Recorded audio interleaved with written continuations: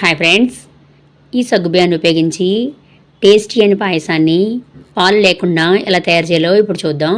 ముందుగా పెద్ద సగ్గుబియ్యాన్ని తీసుకుని వాటర్ వేసుకుని 2-3 సార్లు శుభ్రంగా కడిగేసుకోవాలి. ఇలా కడిగేసుకున్న తర్వాత వీటిని మంచి వాటర్ వేసుకుని 1 గంట సేపు వీటిని నానబెట్టుకోవాలి. వీటిని పక్కన పెట్టేసుకోండి. తర్వాత స్టవ్ వెలిగించుకుని ప్యాన్ పెట్టుకుని ఈ ప్యాన్లో మనం నానబెట్టుకున్న సగ్గుబియ్యాన్ని ఇలాగా వేసేసుకోవాలి. ఇలా వేసేసుకున్న తర్వాత ఇది మునిగే వరకు వాటర్ వేసుకోవాలి. వాటర్ వేసుకుని వీటిని కలుపుతూ ఉండాలి. ఇలా కలుపుతూ ఉంటే 10 నిమిషాలకే ఉడికిపోతుంది. ఇలాగా ట్రాన్స్పరెంట్ అయితే సరిపోతుంది. ఇలాగా ఒక గింజ పట్టుకుని చూస్తే మనకి ఉడికిందో లేదో తెలిసిపోతుంది. చూసారా ఫ్రెండ్స్, ఉడికిపోయింది. నాకు 10 నిమిషాల సమయం పట్టింది. తర్వాత అరకప్ పంచదార వేసుకుని ఈ పంచదార కరిగే వరకు కలుపుతూ ఉండాలి. ఫ్రెండ్స్, సగ్గుబియ్యం చిక్కగా ఉంటుంది కదా, అడిగంటేస్తుంది. ఇలాగ పంచదార కరిగే వరకు కలిపేసుకోవాలి. ఈ పంచదార కరిగిన తర్వాత యాలకుల పౌడర్ని వేసుకోవాలి. యాలకుల పౌడర్ వేసుకుని ఇది కలుపుతూ ఉండాలి.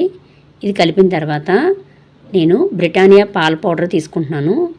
ఈ పాల పౌడర్ వేసేసుకోవాలి. నేను 2 ప్యాకెట్లు వేశాను.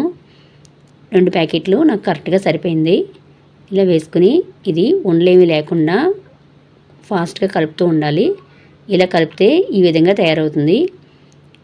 ఈ చిక్కదనం సరిపోతే మీరు అట్టు పెట్టుకోవచ్చు. కొంచెం పలుచగా కావాలంటే కొంచెం వాటర్ వేసుకోండి. ఇది వేసుకుని పక్కన పెట్టేసుకోండి. తర్వాత వేరే ప్యాన్లో జీడిపప్పు, బాదం పప్పు, కిస్మిస్ నేతిలో వేయించేసుకుని వీటిలో వేసుకుని కలిపేసుకోవాలి. అంతే, ఎంతో టేస్టీ అయిన సగ్గుబియ్యం పాయసం తయారవుతుంది. దీన్ని ఒక బౌల్లోకి తీసేసుకోవడమే. దీనిపైన జీడిపప్పు, బాదం పప్పుతో గార్నిష్ చేసుకుంటే సరిపోతుంది. అంతే ఫ్రెండ్స్, ఈ టేస్టీ అయిన సగ్గుబియ్యం పాయసం మీకు కూడా నచ్చినట్లయితే లైక్ చేయండి.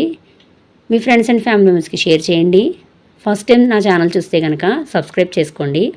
పక్కనే ఉన్న బెల్ని ఆన్లో పెట్టుకోండి. మీరు ఎలా తయారు చేసుకున్నారో నాకు కామెంట్ చేయండి.